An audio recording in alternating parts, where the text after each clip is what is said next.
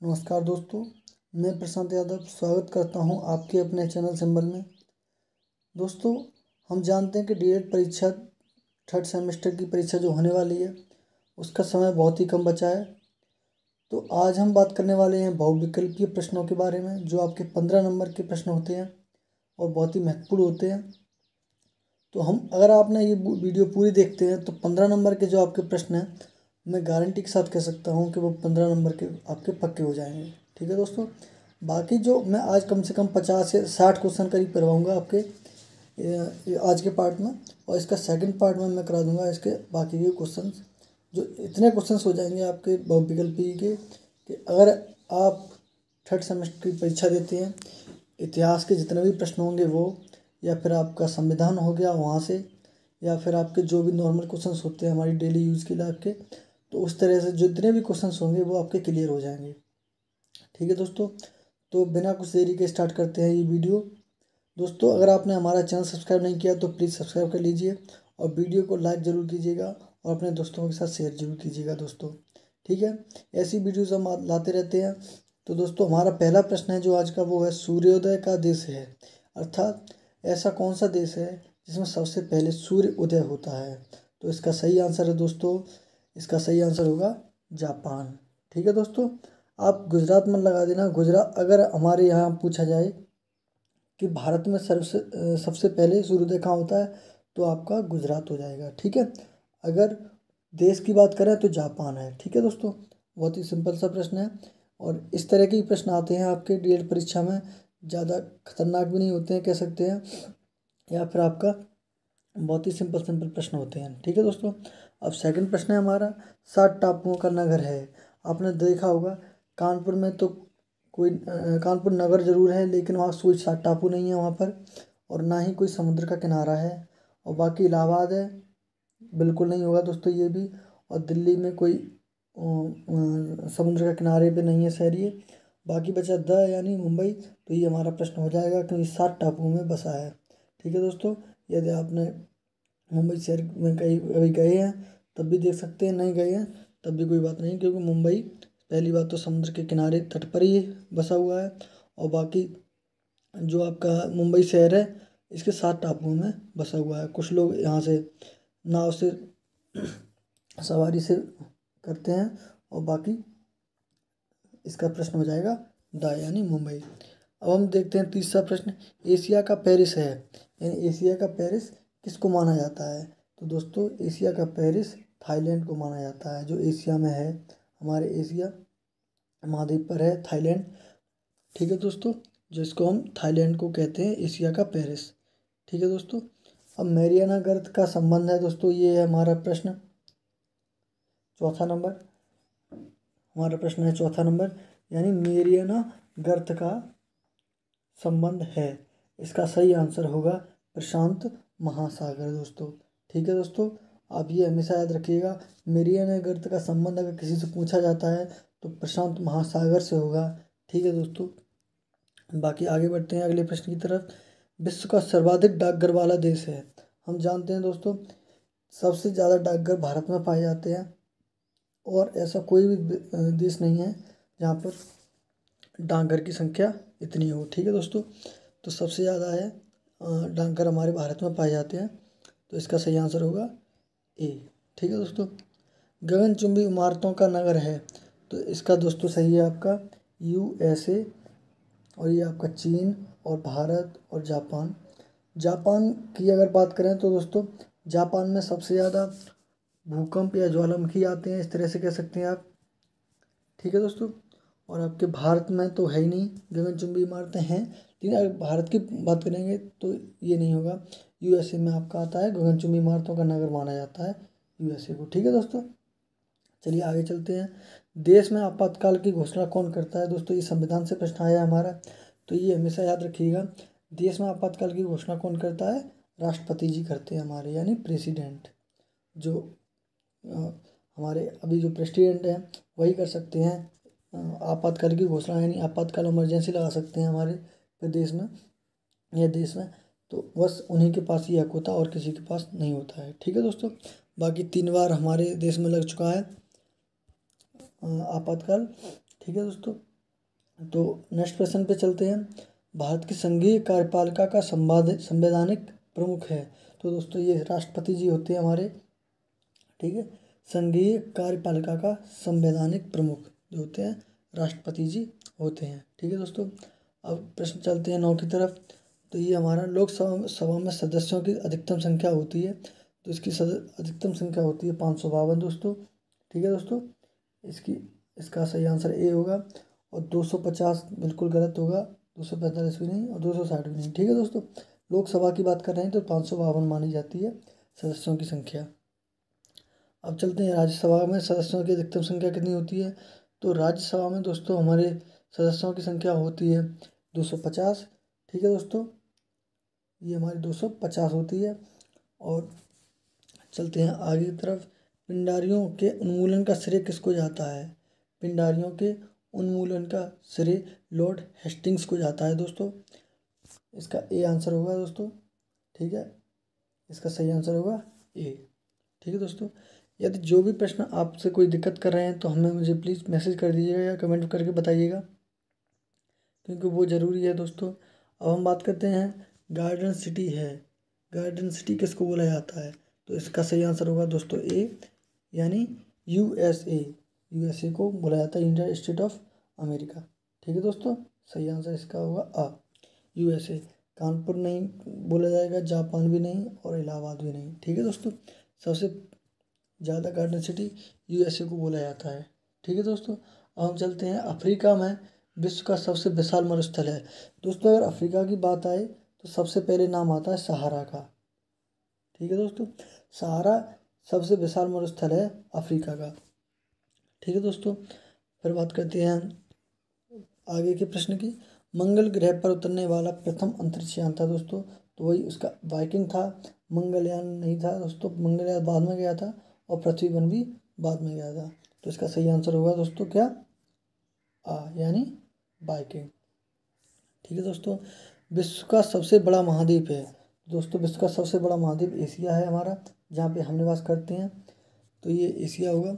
और सबसे छोटे की बात करी जाए तो यहाँ पे ऑस्ट्रेलिया होगा, ठीक है। ये प्रश्न भी है इसमें। तो विश्व का सबसे जो आ गया, विश्व का सबसे छोटा महाद्वीप है तो होगा आपका ऑस्ट्रेलिया। जो केवल ऑस्ट्रेलिया जो अपने कंट्री सुनी है बस वहीं पे निवास करती है। और कंगारुओं का भी देश माना जाता है, सबसे ज़्यादा कंगारू ऑस्ट्रेलिया में ही पाए जाते हैं, ठीक है दोस्तों। चलते हैं आगे की तरफ। तो विश्व का सबसे बड़ा महासागर होगा आपका प्रशांत महासागर, ठीक है दोस्तों। प्रशांत महासागर होगा ये आपका। और बाकी चलते हैं आगे की तरफ, ठीक है दोस्तों। तो विश्व की सबसे बड़ी नहर है दोस्तों। तो विश्व की सबसे जो बड़ी नहर है वो है आपकी, यानी एक तो है इसमें स्वेज नहर और एक गिल नहर। तो इसकी सही आंसर होगा इसका यानी स्वेज नहर, ठीक है दोस्तों। इस तरह से ये प्रश्न हो जाते हैं दोस्तों। बहुत ही इंपॉर्टेंट प्रश्न है दोस्तों ये, जो आपके कम से कम 15 नंबर के आते हैं। डेढ़ परीक्षा हो आपकी उसमें। और यदि आप टेट या सीटेट देते हो वहाँ भी इनके प्रश्नों की बहुत आवश्यकता रहती है, ठीक है दोस्तों। पर्यावरण में इन प्रश्नों को पूछ लिया जाता है, ठीक है। आगे बढ़ते हैं दोस्तों। संयुक्त राष्ट्र संघ के कितने अंग हैं। तो दोस्तों संयुक्त राष्ट्र संघ के कितने अंग हैं, 6 अंग हैं दोस्तों, ठीक है। 6 अंग हैं संयुक्त राष्ट्र संघ के। और बाकी आपके ये गलत होगा, 7, 9 और ये 8 ये गलत होगा दोस्तों, ठीक है। जब जहाँ भी मिल जाए इसका लगा दीजिएगा। और फिर आता है आपका प्रश्न, विश्व की जन्नत है। तो दोस्तों इसमें है विश्व की जन्नत किसको माना जाता है, हमारे ब्रिटेन को माना जाता है। अगर हमारे इंडिया की बात करी जाए तो भारत की जन्नत है तो जम्मू कश्मीर टिक लगा देंगे आप, ठीक है। ये होता है। और बाकी आपका ब्रिटेन को माना जाएगा, विश्व की बात कर रहे हैं हम तो, ठीक है दोस्तों। ब्रिटेन की जन्नत है, सॉरी विश्व की जन्नत है वो है आपकी ब्रिटेन, ठीक है दोस्तों। इसका सही आंसर होगा द, यानी डी। मुगल वंश का संस्थापक कौन था। तो दोस्तों मुगल वंश की स्थापना बाबर ने की थी। शुरुआत बाबर से ही होती है, ठीक है दोस्तों। अगर आप मुगल वंश उठा के देखते हैं तो शुरुआत सबसे पहले बाबर थे, उसके बाद इनके पुत्र और ये आते जाते रहे। इसकी ट्रिक है दोस्तों मैं बता दूंगा आने वाली वीडियो में, ठीक है दोस्तों। अब बात करते हैं ताजमहल एवं लाल किला का निर्माण किसने कराया था। तो दोस्तों आपको पता होगा ताजमहल का शाहजहाँ ने कराया था और लाल किला का भी शाहजहाँ ने ही कराया था, ठीक है दोस्तों। आइन ए अकबरी किसकी रचना है। आइन ए अकबरी। तो दोस्तों आइन ए अकबरी हमारी अबुल फजल की रचना है, जो कि अकबर के दरबारी थे, सॉरी दरबारी नहीं कह सकते, अकबर के दरबार में कार्य करते थे। ठीक है, इस तरह से कह सकते हैं दोस्तों। तो आइन ए अकबरी अबुल फजल की रचना है, ये याद रखिएगा दोस्तों। रामचरितमानस के रचनाकार कौन है? दोस्तों ये सबको पता होगा, गोस्वामी तुलसीदास जी ने इनकी रचना की थी, रामचरितमानस की। ठीक है दोस्तों, इसका सही आंसर यही होगा। अब बाकी बात करते हैं नेक्स्ट प्रश्न पे। बुलंद दरवाजा का निर्माण किसने कराया था? तो बुलंद दरवाजा का जो निर्माण हुआ था दोस्तों, तो वो करवाया था अकबर ने। ठीक है दोस्तों, इसका सही आंसर होगा अकबर। ठीक है दोस्तों, अब आगे चलते हैं। मुगलों की सेना व्यवस्था का नाम बताइए। तो मुगलों की सेना व्यवस्था का नाम था मनसबदारी पद्धति। ठीक है दोस्तों, ये आपका जागीरदारी गलत होगा, और इजारीदारी पद्धति, तालुकेदारी पद्धति, इसका सही आंसर होगा मनसबदारी पद्धति। जो आपका 26वां प्रश्न है, उसका सही आंसर होगा मनसबदारी पद्धति। ठीक है दोस्तों, आगे बढ़ते हैं हम दोस्तों। मुगल शासन में खालिसा शब्द का तात्पर्य था, यानी खालिसा यानी एक तरह से कर कह सकते थे हम, इसको लगान कह सकते थे। तो इसका सही आंसर होगा यानी वह भूमि जिसका स्वामी सम्राट स्वयं था। ये गलत होगा दोस्तों, स्वयं समस्त शाही व्यक्ति, बिल्कुल गलत होगा। वह भूमि जहाँ से शाही कोष के लिए लगान एकत्रित किया जाता था। तो दोस्तों इस तरह से ये आपका आंसर सही हो जाएगा। ठीक है दोस्तों, जहांगीर के दरबार में पक्षियों का सबसे बड़ा चित्रकार था। तो दोस्तों इसका सही आंसर होगा 28 का। तो इसका जहांगीर के दरबार में सबसे बड़ा चित्रकार था, तो दोस्तों वो थे मनोहर जी, मनोहर नाम था इनका। ठीक है दोस्तों, आगे चलते हैं नेक्स्ट प्रश्न पे। शिवाजी का उत्तराधिकारी कौन था? तो दोस्तों शिवाजी का उत्तराधिकारी संभाजी थे। यदि आपने मराठा की राजनीति या जो भी पढ़ा है, तो आप संभाजी वहाँ पे नाम पढ़ने को मिलेगा आपको। ठीक है दोस्तों, आगे चलते हैं। दिल्ली की जामा मस्जिद किसने बनवाई थी? तो दोस्तों दिल्ली की जो जामा मस्जिद बनी हुई है, तो वो बनवाई थी आपके यानी शाहजहां ने, जिन्होंने ताजमहल की निर्माण करवाया था, उन्हीं ने दोस्तों। ठीक है, आगे चलते हैं। सर्वोच्च न्यायालय कहाँ स्थित है? दोस्तों सर्वोच्च न्यायालय यानी हम कह सकते हैं तो जो आपका ये स्थित है वो है नई दिल्ली में दोस्तों। ठीक है दोस्तों, सर्वोच्च न्यायालय आपका है नई दिल्ली में। ठीक है, आगे चलते हैं। उच्चतम न्यायालय में न्यायाधीशों की नियुक्ति कौन करता है? तो दोस्तों उच्चतम न्यायालय में न्यायाधीशों की नियुक्ति राष्ट्रपति जी करते हैं। ठीक है दोस्तों, ये टिक लगा लीजिए। निम्न में से प्रत्यक्ष कर नहीं है। तो दोस्तों इसमें प्रत्यक्ष कर जो होगा, इसमें से जो अलग है वो है मनोरंजन। इसका सही आंसर होगा मनोरंजन। मनोरंजन है वो प्रत्यक्ष कर नहीं है, अप्रत्यक्ष कर है। और अप्रत्यक्ष कर में आता है तो मनोरंजन आप लगा सकते हैं। ठीक है दोस्तों, लोकसभा अध्यक्ष का कार्यकाल होता है दोस्तों, ये सबको पता होगा 5 वर्ष होता है दोस्तों। लोकसभा का कार्यकाल 5 वर्ष होता है। लोकसभा में अध्यक्ष चुना जाता है, उसकी अध्यक्षता 5 वर्ष तक रहती है, बाकी खारिज हो जाती है बाद में।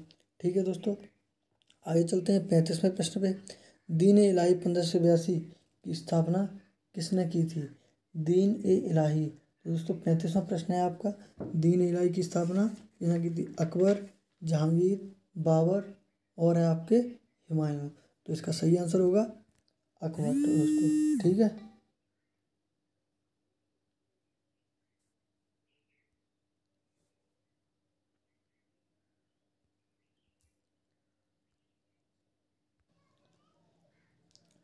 ठीक है दोस्तों, तो आते हैं नेक्स्ट प्रश्न पे, जो आपका 36वां है। जजिया कर समाप्त किया था वो थे अकबर। दोस्तों सही इस प्रश्न में होगा इसका आंसर स, यानी अकबर जो थे उन्होंने अगर अच्छे काम किए, अकबर ने जजिया कर समाप्त कर दिया था दोस्तों। और बाकी आपका अगला प्रश्न है, बाबरनामा किसकी प्रसिद्ध कृति है? तो दोस्तों इसका सही आंसर होगा खुद बाबर की है ये। बाबरनामा बाबर की प्रसिद्ध कृति है दोस्तों। ठीक है, इस तरह के प्रश्न दोस्तों आएंगे। देखो ये लाइन से दिए हैं, 3 प्रश्न हैं। बाबरनामा अगर आपसे पूछा जाता है दोस्तों, तो आप बाबर का नाम लीजिएगा। ठीक है दोस्तों, इन्होंने खुद ही करवा की थी। या अकबरनामा की बात होती है तो अबुल फजल थे उनके दोस्तों। और अगर हुमायूं नामा की बात होती है तो गुलबदन बेगम इनकी पुत्री थी, उन्होंने की थी हुमायूं नामा की दोस्तों, ठीक है दोस्तों, रचना की थी। बाकी आपका खानवा का युद्ध कब हुआ था दोस्तों, तो ये हमारा हुआ था 17 मार्च 1527, 21 अप्रैल 1526 में, या 29 जनवरी 1528 में, या 6 मई 1529 में। तो दोस्तों इसका सही आंसर होगा आपका यानी 17 मार्च 1527 में दोस्तों, 17 मार्च 1527 में। दोस्तों आगे बात करते हैं, आना सिक्के का प्रचलन किसने करवाया था। तो दोस्तों आना सिक्के का प्रचलन शाहजहाँ ने करवाया था दोस्तों। बाकी आपका ये जो भी प्रश्न है बहुत ही इंपॉर्टेंट है दोस्तों। यदि आप ये पढ़ लेते हैं अच्छे से, तैयारी आपकी हो जाती है, तो मैं गारंटी से कह सकता हूँ दोस्तों, आने वाली जो परीक्षा आपकी सीटेट होगी, या फिर आपका यूपी टेट हो गया, या आप कोई भी टेट देते हो, वहाँ भी आपकी ये बहुत मदद करने वाले हैं दोस्तों। ठीक है दोस्तों, बाकी हम आगे चलते हैं, बढ़ते हैं। पानीपत का तृतीय युद्ध कब और किसके बीच हुआ था दोस्तों। तो पानीपत का तृतीय युद्ध हुआ था मराठों और अहमद शाह अब्दाली के बीच में, जो 1761 में हुआ था दोस्तों। ठीक है दोस्तों, दोस्तों मैं इतिहास में बहुत कुछ दिया है, कभी कभी कभी तो बहुत बुरा भी दिया है, और कभी कभी बहुत अच्छा भी दिया है दोस्तों। ठीक है, ये बात हमेशा याद रखिएगा। शिवाजी की मंत्रिपरिषद में कितने सदस्य थे। तो दोस्तों इसका सही आंसर होगा आपका 8। ठीक है दोस्तों, 8 लोग थे मंत्रिपरिषद में, आपके 8 लोग थे। ठीक है दोस्तों, बाकी आगे चलते हैं। शिवाजी कहाँ के रहने वाले थे दोस्तों, ये हमें सबको पता है, ये मराठी थे शिवाजी, तो ये महाराष्ट्र के रहने वाले थे दोस्तों। ठीक है, इसका सही आंसर होगा महाराष्ट्र यानी आ। ठीक है, शिवाजी के अष्टप्रधान में प्रधान का पदनाम बताइए। तो शिवाजी के अष्टप्रधान में वहाँ के जो बोले जाते थे वो पेशवा बोले जाते थे। आपने नाम सुना, पेशवा बाजीराव, इस तरह से ये कौन थे, पेशवा थे। प्रधान का नाम पेशवा हुआ करता था। ठीक है, शिवाजी का राज्यारोहण कब हुआ था। तो दोस्तों ये बहुत ही महत्वपूर्ण प्रश्न है, ये पूछ लिया जाता है। अगर इतिहास की बात करें तो ये आपका जरूर आता है, शिवाजी का राज्यारोहण कब हुआ था दोस्तों। तो इसका सही आंसर होगा 1674 में हुआ था, 1674 ईस्वी में। दोस्तों आगे बढ़ते हैं। धन विधेयक लोकसभा में पारित होने के पश्चात कहाँ जाता है दोस्तों। तो धन विधेयक आप समझ सकते हैं, धन विधेयक जब पारित होता है तो सबसे पहले धन विधेयक लोकसभा में पारित होता है, फिर उसके बाद राज्यसभा में जाता है दोस्तों। ठीक है, इस तरह से ये प्रश्न होता है। ये आपके संविधान से संबंधित प्रश्न है, जो आपके बहुत ही महत्वपूर्ण भूमिका निभाते हैं। 12वीं पंचवर्षीय योजना की अवधि कब हुई थी। तो ये दोस्तों ये आपको याद रखनी चाहिए, 12वीं पंचवर्षीय जो योजना थी 2012 से 2017 के बीच में जो हुई थी, वही थी ये।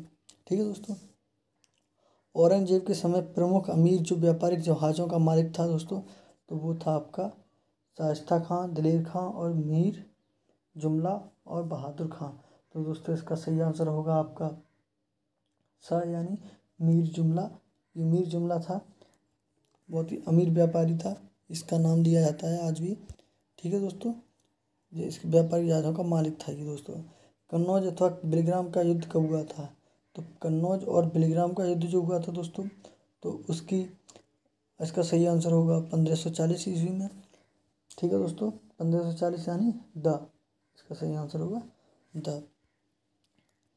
सिविल सेवा परीक्षा किसके शासनकाल में प्रारंभ हुई थी दोस्तों। तो दोस्तों ये होगा Lord Dalhousie, Lord William Bentinck, Lord Ripon. तो दोस्तों इसका सही आंसर होगा 51 का आपका यानी लॉर्ड डलहौजी के कार्यकाल में ये हुआ था। सिविल सेवा परीक्षा किसके शासनकाल में प्रारंभ हुई थी। तो इन्हीं के शासनकाल में प्रारंभ हुई थी दोस्तों। ठीक है, लॉर्ड बेलजली के पेशवाओं के साथ कौन कौन सी सहायक संधि की थी। तो पुरंदर की संधि, बेसिन की संधि, सुरजी अर्जन गांव की संधि, देव गांव की संधि। तो इसका सही आंसर दोस्तों होगा 52 का आपका यानी बेसिन की संधि। ठीक है दोस्तों, प्रश्न याद रखिएगा दोस्तों, ये बहुत महत्वपूर्ण प्रश्न है जो मैं आज बात कर रहा हूँ। प्लीज़ दोस्तों, और वीडियो को जरूर शेयर जरूर कीजिएगा, अपने दोस्तों को बताइएगा प्लीज़, और लाइक करके जरूर जाइएगा दोस्तों यदि आपको वीडियो पसंद आती है तो। ठीक है, आगे बढ़ते हैं हम। बंगाल के प्रथम गवर्नर जनरल थे। तो दोस्तों ये हमें सबको पता है, वारेन हेस्टिंग्स थे जो प्रथम जनरल थे बंगाल के आपके, यानी इसका सही आंसर होगा यानी डी, वारेन हेस्टिंग्स। बंगाल के अंतिम गवर्नर जनरल थे तो दोस्तों वो थे आपके यानी विलियम बेंटिंग। ठीक है दोस्तों, विलियम बेंटिंग दोस्तों। ठीक है, बंगाल के अंतिम गवर्नर जनरल थे विलियम बेंटिंग। ठीक है दोस्तों। अब अकबर का सेनापति कौन था दोस्तों? टोडरमल, मानसिंह, अब्दुल समद। तो दोस्तों इसका सही आंसर होगा मानसिंह। अकबर के जो सेनापति थे वो थे मानसिंह। ठीक है दोस्तों। भारत का सबसे ऊंचा दरवाज़ा कौन सा है दोस्तों? अगले प्रश्न पे चलते हैं। तो इसका सही आंसर होगा भारत का सबसे ऊंचा दरवाज़ा कौन सा है? बुलंद दरवाज़ा, बम्बई दरवाज़ा, दिल्ली दरवाज़ा, कलकत्ते का दरवाज़ा। तो इसका सही आंसर होगा आ यानी बुलंद दरवाज़ा। बड़े दरवाजे की बात करी जाए या ऊंचे दरवाजे की बात करी जाए तो सबसे ऊंचा बुलंद दरवाज़ा था। ठीक है दोस्तों। अब फतेहपुर सीकरी, नेक्स्ट प्रश्न आपका 57वां जो फतेहपुर सीकरी 1531 ईस्वी की स्थापना किसने की थी? तो बाबर, शेषा सूरी, अकबर, शाहजहां। तो इसका सही आंसर दोस्तों होगा फतेहपुर सीकरी में 1531 की जो स्थापना की गई थी वो हमारे अकबर ने की थी। ठीक है दोस्तों। ये प्रश्न याद रखिएगा दोस्तों, बहुत ही महत्वपूर्ण प्रश्न जो मैंने आज करवाए हैं दोस्तों। प्लीज़ लाइक शेयर कमेंट जरूर कीजिएगा दोस्तों, और बताइएगा जरूर किस तरह से आप की प्रश्न ये क्लास लगी है दोस्तों। बाकी आने वाली वीडियोस के आप तक नोटिफिकेशन पहुंचते रहेंगे अगर आप नोटिफिकेशन बेल लगाते हैं तो दोस्तों। ठीक है। तो प्लीज़ सब्सक्राइब कर लीजिएगा दोस्तों, और अपने दोस्तों को भी बताइए इस बारे में। सब्सक्राइब जरूर कीजिएगा दोस्तों, और शेयर कीजिएगा दबा के, अपने दोस्तों को बता दीजिए। मैं प्रशांत यादव फिर मिलूँगा आपको इसी तरह की नई वीडियो में, जहाँ हम फिर से बात करेंगे आने वाले आपकी डीएलएड परीक्षा से संबंधित जो भी कंटेंट होगा उसके बारे में। ठीक है दोस्तों। नमस्कार दोस्तों, मैं विदा लेता हूँ आपसे, मिलेंगे अगली वीडियो में।